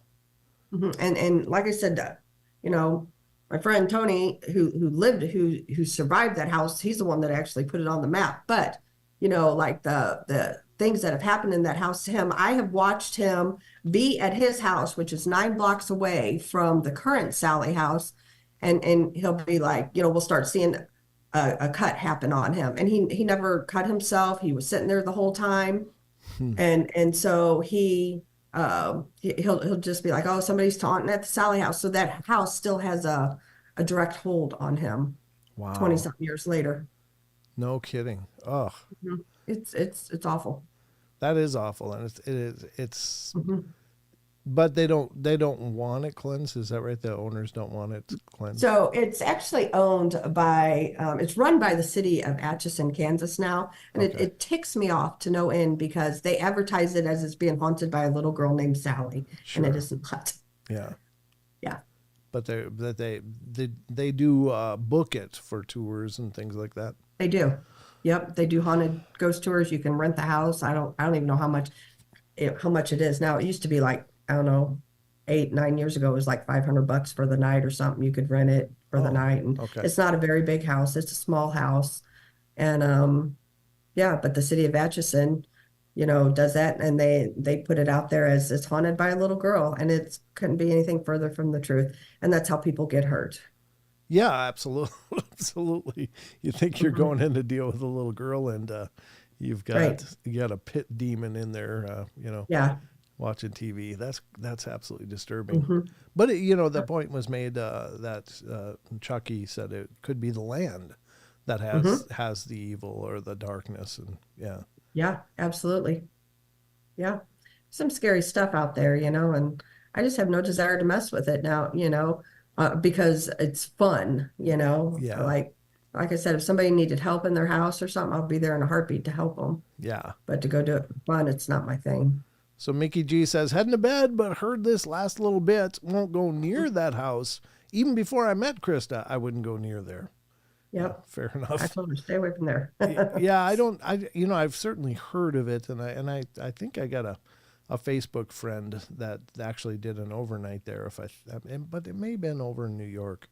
Hmm. There's several of those houses around the Sally House, the Boyd House, up in Yeah. Minnesota, the Conjuring House, and it's hard for me to keep track of which one it is, but yeah, Yeah, this. Lewis says the basement underneath the Sally House used to have a pentagram. It sure did. And there's a connection. Actually, our conference that we're doing in September, Josh Hurd, who runs Malvern Manor, he owns Malvern Manor, and Johnny Hauser, who does the Villisca Ex Murder House, and the Sally House there in Atchison, they all have a connection, and they've done different investigations at all three locations, and it's just crazy. So I believe Josh Hurd is actually going to talk about that Oh, cool. um, at Wow, our conference. That's what he's going to speak on. So that yeah, is fascinating. they've all done experiments at all three locations at the same time. So, but they're all connected. It's weird and crazy. You got to wonder if there's like a some kind of negative circuit that form, because you always hear the term triangles. There's these Yep. triangles, and Yeah. so these are three locations in the same basic region, and Yeah. could that be a formative triangle of sorts? Right. Maybe. Right. Good And God. I know there's a demonic at the Sally House. I know there's a demonic at the Villisca. And at Malvern, I'm not so sure that it's demonic. There is an entity there that they call one, or he calls himself one, Oh, and some people claim he's a demonic entity. I don't whether he is or not, I don't know, but maybe there's a connection there with that. I don't know. see, that's the thing that I often consider too, Krista, in terms of the dark and demonic stuff. Hmm. I don't, we've kind of got this Hollywood idea of it, but I don't think that demons like announce themselves. In fact, Nope. they don't want to be detected. They don't want you to No. know that that's what they're dealing with, because they're doing their thing. They're keeping you in this dark, horrible place. They're breaking you down. It's a long-term war of attrition, and horrible for those experiencing the affliction and the oppression, if you will. But they don't go, hey, I'm a demon, I'm going to throw your cereal bowl now and make you deal with that. I mean, they may utilize fear tactics and stuff like that Hmm. as a point to bring you to further surrender. But I think that by the time you're dealing with a demon, it's already really late and in the Hmm. game, and you're in big trouble. Like, Absolutely. because they've definitely got a foothold into your world, and they're not going to Hmm. surrender it easily, if at all, if they can help it. So, Right. but And everybody, they'll again, start out, just as like a regular haunting to fool you. yeah, Door might move a little bit or, something. That's how it starts. And then they work their way up. yeah, yeah, it's so horrible, such a dark, horrible thing, and it's hard to understand that level of hatred, and that level Mhm. of I don't know, malice, I guess, is probably the Yeah. best word. That Yeah. it's just It's awful. It's awful what they do to people. Like, yeah, I've seen it at its finest, and it's terrible. Just yeah. ruin people's lives. And, they don't even know at the time that's what's happening to them. Right. Yeah. I mean, a lot of these people have no idea that they're doing it, but it is interesting that they seem to mirror in a lot of Hmm. ways, like abusive patterns, like Yeah. like emotional abusive patterns and physical abusive patterns, because they isolate people, Mhm. and they try to keep them away from the things that would make them strong, these connections with other people. And it's Mhm. so methodical, and it's so deliberate, but yet so subtle that the people don't realize what's going on. They just find themselves in this darkness. And again, talking about the whole light and how you could just see the light come in, like God Yeah. was there. And it's just like an absence of that. Like they can block Mhm. that out and keep that from you. And I suppose it's because you don't really realize that you need to, find that connection again. Like you don't know what you've lost, but you've lost something incredible, and it's just this horrible dark place to be in. But like I Yeah. said, I've dealt with something. Was it demonic? I don't know, but it was really powerful, and it took several years of my life to get through. But yeah, it's terrible. Hmm. Yeah. Um, oh, They're awful. Middles Lumbers. I'm just seeing this from over on Twitch. Uh, yeah, somebody's don't. If you're over on Twitch, don't click that link. I'm sure that's not a good link. and I can't moderate that, but yeah, I'm seeing sometimes I see chats come through from these other platforms, so Gotcha. not as common. But let me ask you this: have you ever brought something home with you? Knock on wood, I have not. Okay. Never in all the years that I've been doing this. But I'll tell you what, when I go, I am armored up. I have my stuff in my pockets. I pray and I am covered in the blood of Jesus the whole time I'm there. All right. So, and the same thing when I leave, you are to stay here. You are not to follow me. And knock on wood, I've never had an issue. Not that I can't have an issue, Sure. but I feel like my belief and Your faith. is strong, and Yep. it's stronger than good outweighs evil in my book, Yeah, absolutely. Yep. You gotta equip Yeah. yourself in the armor of God, as it were. Yep. Yep.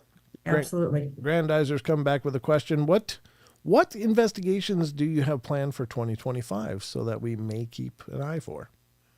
Oh gosh. So we did the Emmaus Village not that long ago, and we've been invited back there. So we'll be going back there. I think that's in April, the end of April. We're doing Malvern Manor, Ray County Museum. That's kind of our home base. And then Brandy and I were just at Arcadia Valley, so we'll be going back there too. So Now, as of now, that's where we're at and with then of that. course the September The at the museum, conference. That's a yes, museum. Okay. yes. Yeah, perfect. Mhm. Before we run out of time, because we are at the like a half hour mark here before we're done, but let's talk a little bit about the God helmet and that. Mhm. Now, I did tune in and see Paul using the helmet, and that was incredibly emotional and powerful. That whole Mhm. experience. What can you tell us about the God helmet? So the God's helmet, Paul was fortunate. He had a good experience with it. Oh, Not okay. everybody has good encounters with it. I mean, I've seen people who have really, really bad stuff that they see. And so basically what it is, it's just this helmet you put on and these lights are flashing. And so if you're prone to like seizures or anything like that, I wouldn't even be in the same room, or migraines, anything like that. Don't use the helmet. And then so the whole point of it is to get you under like a meditative state. Mm-hmm. And then literally you just keep your eyes open and you just look, s- say what you see. Some people have been known to see aliens. Mm. Paul's seen his loved ones. I've seen people who have, seen ghosts, standing around us and things like that. So I've never used the God's helmet. I have no use to use the God's helmet because I think if you're open on a metaphysics side of things, Yeah. it could go bad. It could Yeah. go south for you. Yeah. So because you're even more open with that. So I personally choose not to use it. I don't knock anybody who does it because I do like watching it being used. But that's the whole purpose of it. Now, do you know what kind of principles are being utilized in this helmet to make it do what it does? I'm not really too sure, honestly. I think it's just like the meditative thing, because the lights are supposed to help you get that way. And, I think it enhances like your eyes, your third eye. It helps to enhance your third eye so you see things. Okay. Okay. Mhm.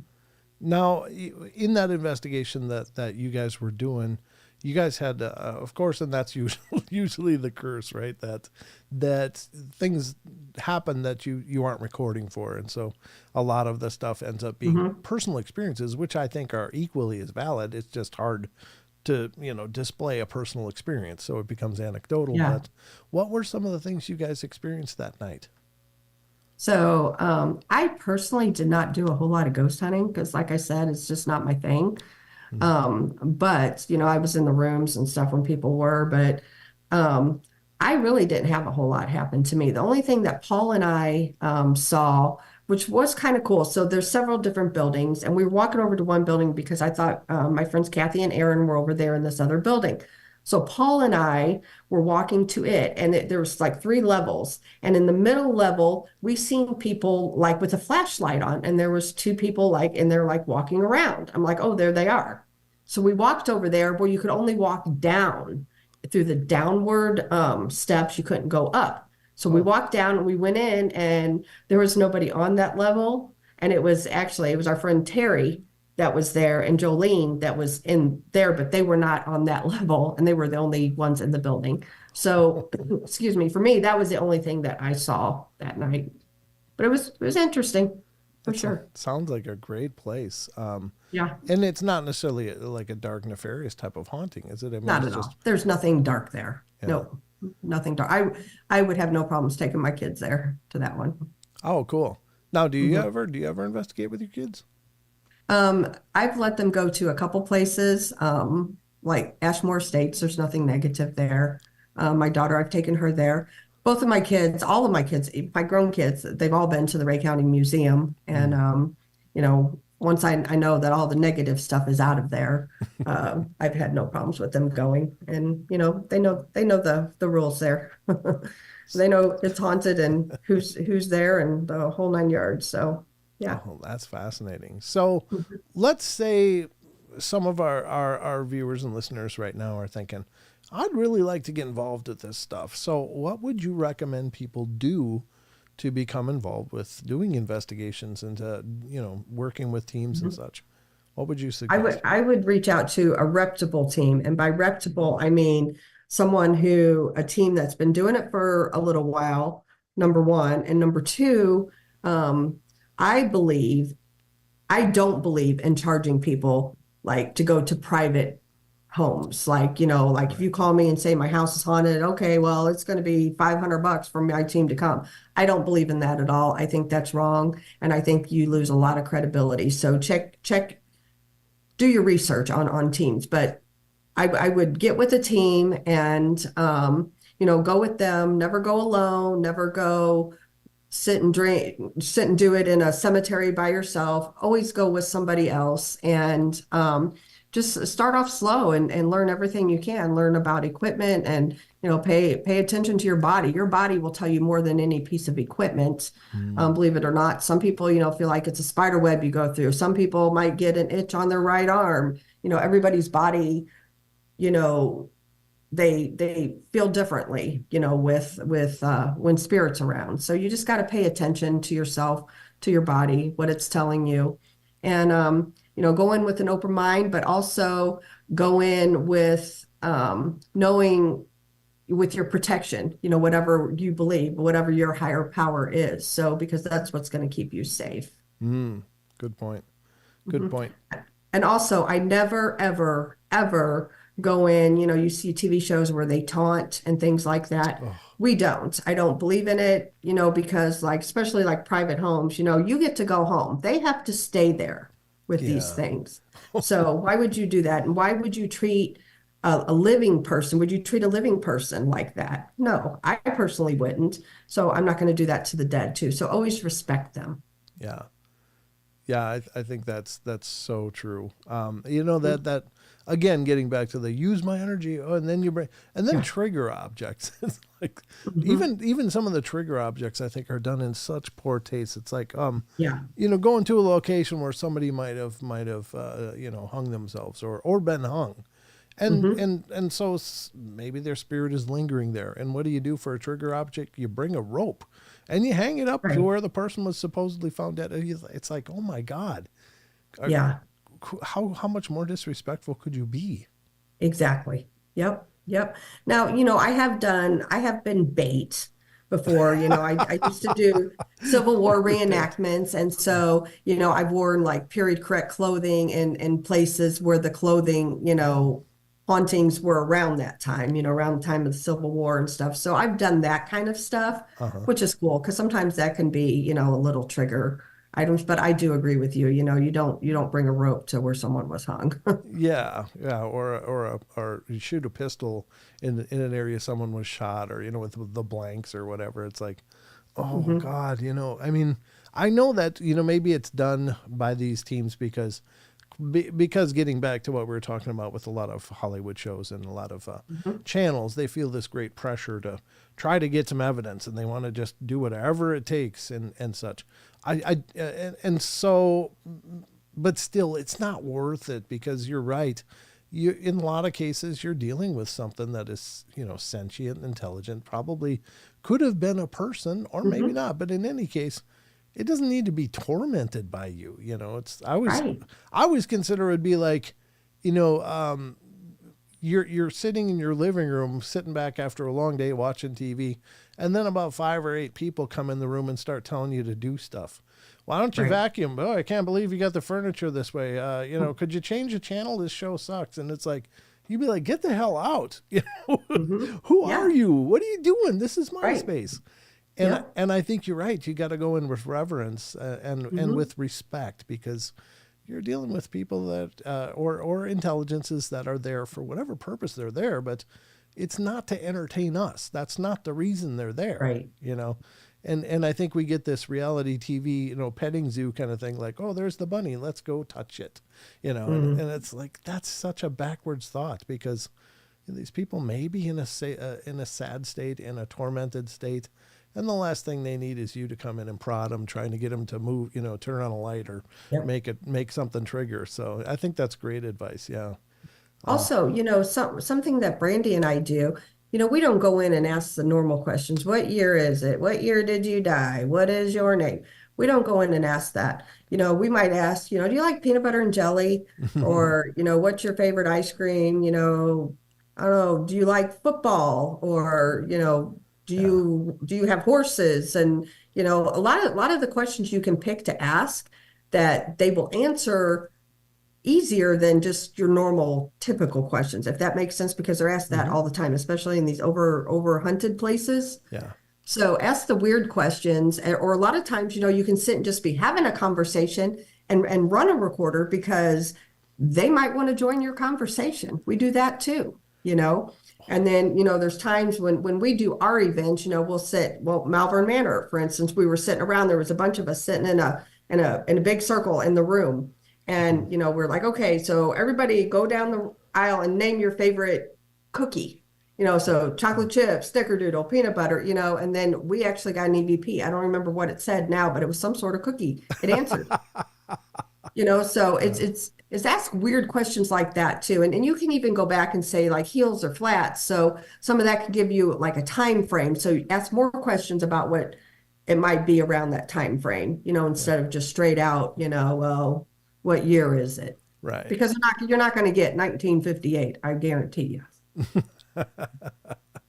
Yeah. That's Mhm. I've actually found that with Charles, my co-investigator, and I, that we did that. We would go and ask the canned questions and get almost no response. But then Mhm. we would just leave things on and just start having a discussion about stuff. And it Mhm. could be about, we're talking about paranormal stuff. Like, what do you think about spirits like this? Can they do this? Or what do you think that is? And suddenly the items start triggering like that. Oh, well, I can tell you, and they do seem to engage, but they chose the engagement. They're not just being interviewed, so to speak, or Right. questioned. It's like they decided to become part of a conversation that they thought was interesting. And Mhm. it's like we were investigating the Davenport Hotel in Spokane, Washington. A beautiful, beautiful location. And Mhm. one of the legendary things about it is that Charles Davenport, Mr. Davenport. I can't remember his first name now. I'm drawing a blank. I think it might have been Charles, but anyway, no, it was Louis. Louis Davenport had a good friend who was a businessman in Spokane, Washington, but he also would tour with Barnum and Bailey Circus as a clown. Wow. And so he made this circus room in the hotel.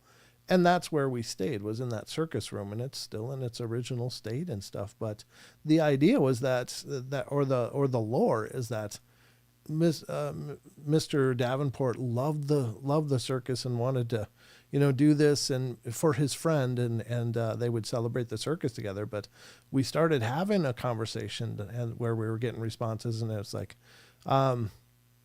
we I don't remember how it went, but it was like Charles asked, "So, Mr. Davenport, do you like the circus?" And then it was no response. He said, "Do you not like the circus?" And then the flashlight came on just on cue, and it's like, oh, he hated the circus.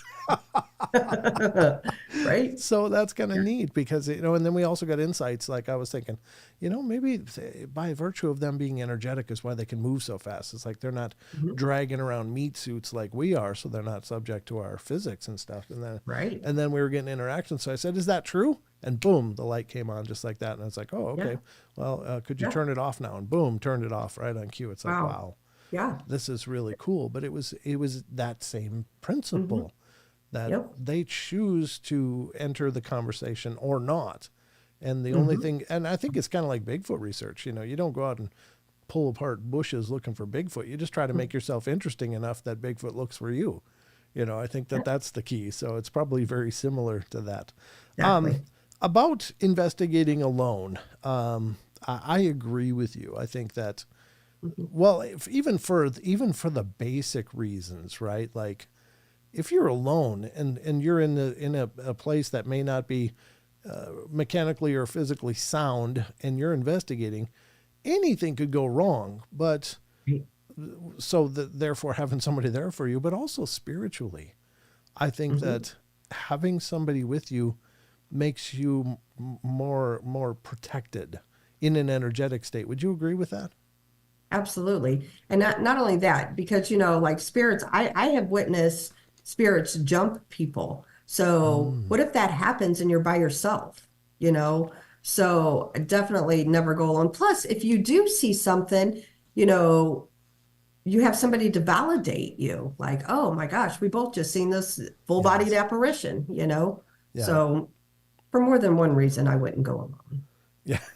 Never go alone. What do you mean now? Define spiritually jumping you. What does that mean? So literally, we did a private case. Brandy was there, and this spirit, it jumped. It was inside this woman, and it jumped from her into a couple other people. It kept jumping out of people into other people. It was the weirdest thing, but Oh. yeah, it and it was like it was picking on the weak because the one guy had recently had a heart attack. Another guy, just everybody that it was jumping was weak in some way. And that's another thing. I never go to do ghost hunting, if I don't feel good or I'm not 100% there, mentally, because you can become a target, a victim. You can get jumped. Yeah. Yeah, I think that that's very important. Like Hmm. like there is merit to your physical health and being protected as well. It's Hmm. not just spiritual and stuff. Phil Funk says a ghost mugging Yeah, yeah, exactly. guidance. Yeah. No, and that's scary. I mean, if you witness something like that, because these people, they weren't themselves, and oh gosh, there was probably eight of us there, and it picked on three people, and it would jump from these three people. Wow. Hmm. That's horrifying. Yeah. And the rest of us, I feel like, mentally we were all strong, the rest of us, had good faith and that's why we were not chosen. And I'm not saying these people didn't have good faith, but like the one guy, he had a heart attack. He was weak and it was recent, so that was his out. Yeah, yeah. They said there's Mhm. the trinity of mind, body, spirit. I mean, and they are integral to each other and cooperative. Yeah. Yeah, Yep. It that's was so. scary. That is really scary, and it's also diabolical that it would do that. Mhm. And it was a ghost. It was not a demonic entity. It was a definite human spirit. How did that end? I'm just curious. So we ended up the Tony that we've done exorcisms with, he took care of it. Oh, okay, I gotcha. I gotcha. Yeah. Um, So it was a pretty crazy night. yeah, that is crazy. What do you think about things like salt and crystals and Mhm. other modalities that people might employ to protect themselves? What are your thoughts on those things? So I think it's all about intentions. So if you believe that these crystals work or the salt works, it's going to work. So it's all about intentions, what you believe, like when I go, I know I carry a little thing, a little charm from my grandma. And Mm. then, I always covered by the blood of Jesus. I always say that and do that. And, so that's my intention and it works. Yeah, and that's interesting because I was always, again, my cousin Sheba always told me energy follows intention, Energy follows Mhm. intention. That was drilled into me Right. at a very young age, and Hmm. I think you're right. I think you can, by faith or belief or intention, that Yeah. things become powerful. Like I think that that's probably the biggest key for anything, right? Like, and this is what you've been saying, and I agree wholeheartedly that, Mhm. like, for me, for instance, if I was going into a location where there was something horrible happening and I was trying to help a family deal with it and get rid of this presence, I wouldn't go in there and start reading, Hindu Vishnas or whatever. I think they're Vishnas. Hmm. I don't know, but I wouldn't go in there and do that because to me, I don't resonate with that, and Right. I think that it would just be, by virtue of me doing that, would just be a futile exercise. But Hmm. if I'm a devout Christian and I took in and started, reading Psalms and saying prayers and the Our Father and, Hmm. Saint Michael's prayer and all of these things, then it could be extraordinarily powerful. But it's Right. not necessarily, and I again, this isn't about religion, but I don't think it's so much the modality as much as it is the faith you have in that modality. Right. Exactly. Absolutely. Couldn't agree with you more. And same thing, it's kind of funny. Last week I had a conversation with Lady Anne Celine. And I tell you what, we were talking about, like what you put out in the world, you get back. And I feel like that's the same thing going into these locations. If you believe these things work, then they're going to work. Yeah, But you have to believe that, you know. Same yeah, thing, if you believe what you put out in the world, you're going to get back. If you put out goodness, you're going to get goodness back. yeah. I think you're absolutely right, Mhm. and I think that we are very powerful manifestors of our experience. Like Absolutely. we do create our lives on an Hmm. extraordinarily fundamental level and an extraordinarily esoteric level. Like, Yeah. I don't think we understand how much ability has been imbued into us. And maybe this is all part of our cycle and cycle of learning, but Hmm. maybe the fact that that is more accepted and acknowledged, to me, is very hopeful, because Hmm. I think all of this stuff is really powerful. Phil Funk is saying, is it possible to help protect yourself and others with what you believe, even if the others don't believe in it? What are your I do thoughts? believe that because, in some of the private cases we've done, people have children and in their homes, I tell them you can protect your children. It's again, it's all about intention and what you believe. If you believe in the white light, you can picture your children or your dog or your cat or your bird, whatever, being protected. So absolutely you can do it for others. And I highly recommend it. I'm sorry, my cat keeps getting in front of the camera. She That's likes to make, I don't see her all day long until oh, I do a show. more me now, mom, more me now. Yeah. Yeah, yeah, So, absolutely. but Very. yeah, it's all about, I think all of that kind of stuff is all about intention, though. If you believe it's going to work, same thing with doing a cleansing. Like I said, you can't make anything leave, but, whenever I do a cleansing, I go in there and, the words you say, you have to mean them, but I say, only love, light, all positive energy, all positive adjectives, and that's all that's allowed there. I repeat that and when I Mhm. do my cleansing, and you believe those words and then they work. Right, yeah. Like if you believed a cake recipe was holy, and you read that with all the reverence of your heart and your Mhm. soul, it would be holy. It would radiate this divine waves of light or whatever, Mhm. and that's kind of a silly thing, but yeah, I think it's very powerful. Death Absolutely. Death is coming over on Twitch, stopping in. Good to see you. Thank you, thank you. I'm where are you from? I'm from the north tip of Idaho. So great to see you. Thanks for stopping in. But Yeah. yeah, it's very very incredible. I do want to make sure that you have time to talk about the coming conference. Hmm. My messenger is just trashy, as you just found out tonight when I was trying to send you that Okay. link. It just doesn't work, and I don't know what the hell the problem is. It keeps wanting to sync or whatever. Anyway, where can I find the best image to throw up for that?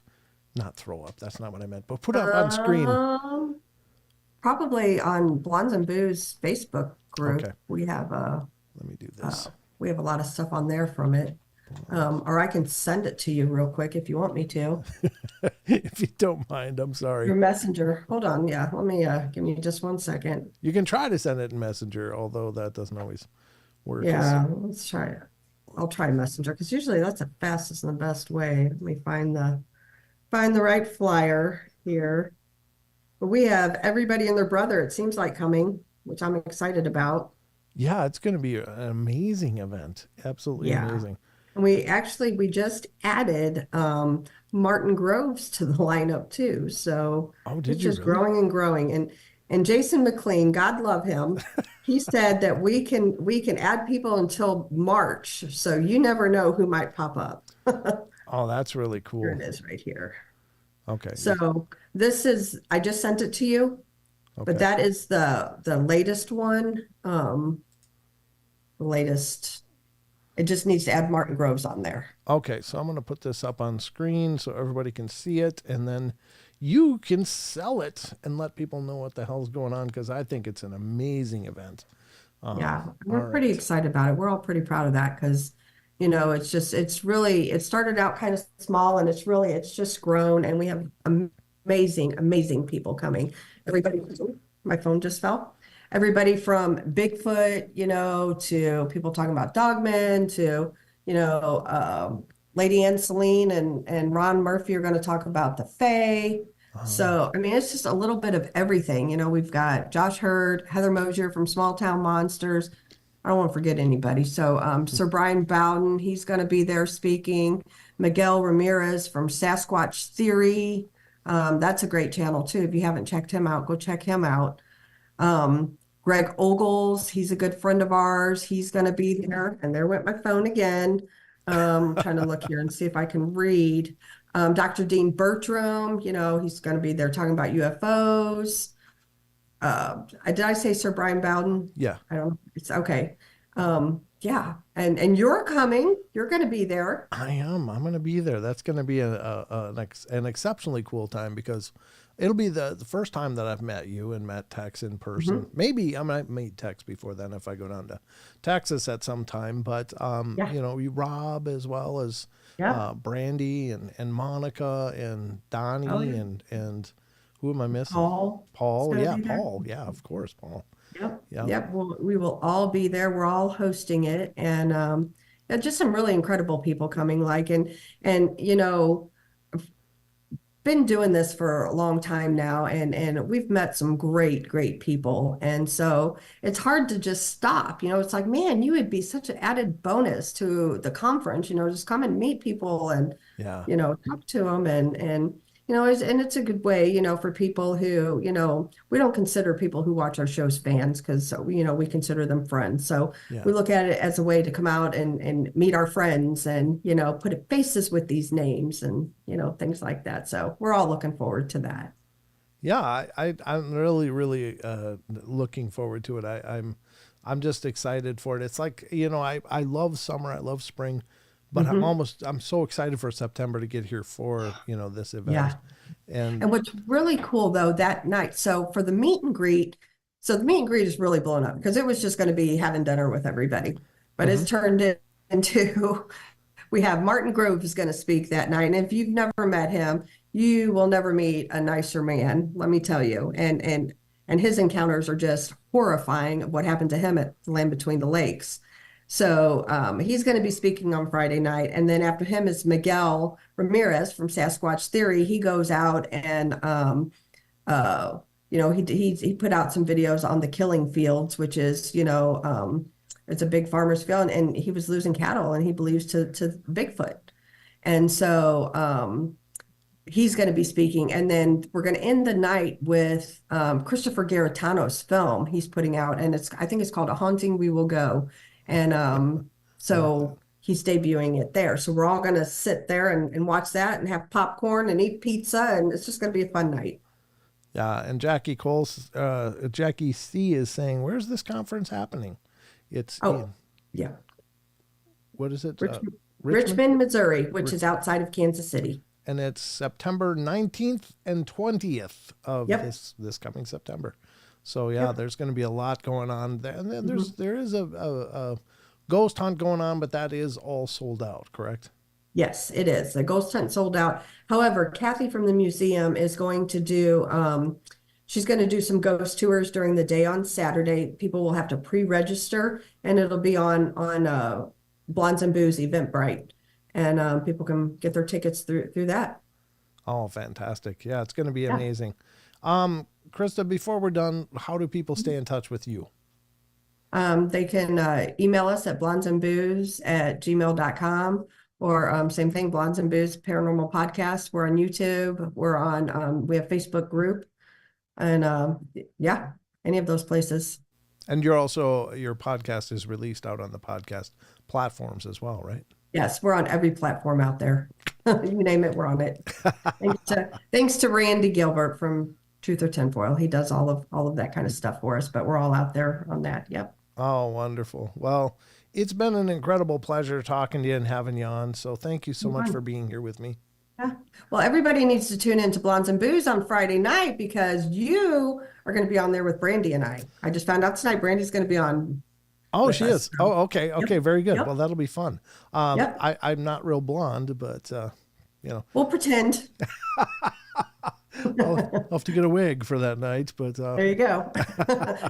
that'll be a lot You of wouldn't be fun. the first one. Oh, really? Okay.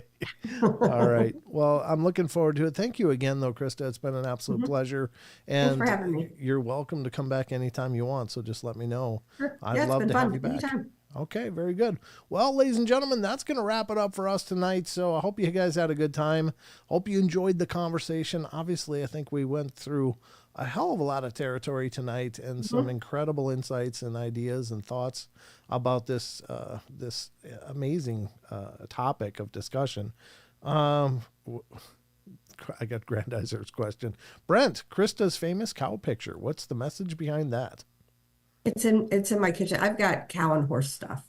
There's really no message behind it. I'm sitting in my dining room table and I do my shows. That's it. All right, fair enough. No special message. Yeah, and tomorrow night is Brown Dwarf. He'll be on Blondes and Booze. Unfortunately, I have a funeral to go to, but Tex and BMR and possibly Brandy will be on tomorrow night.